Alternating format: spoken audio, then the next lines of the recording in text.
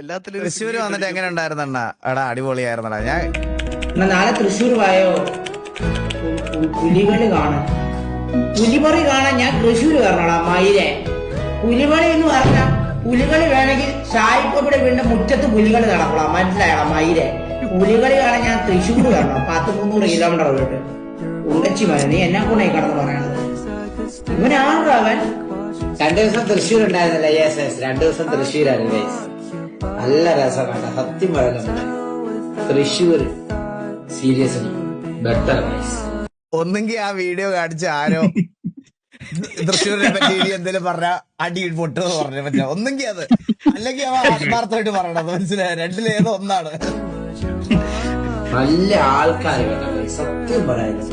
അതുപോലുള്ള ആൾക്കാരാണ് നമ്മൾ എല്ലായിടത്തും വേണ്ടത്. സീരിയസ്ലി എല്ലാ ആൾക്കാരോടും സംസാരിക്കുമ്പോൾ മുഖത്തൊരു ചിരിയിലൂടെ സംസാരിക്കണം. നമ്മള് അന്ന് തൃശ്ശൂർ ഒരു പരിപാടി ഉണ്ടായിരുന്നു. തൃശ്ശൂർ കോളേജ് വെച്ചിട്ട് നമ്മൾ ഒരുമിച്ചാ പോയത്. ഓർമ്മയുണ്ടോ? ഉണ്ട് ഉണ്ട് ഉണ്ട് ഉണ്ട് ഉണ്ട് ഉണ്ട്.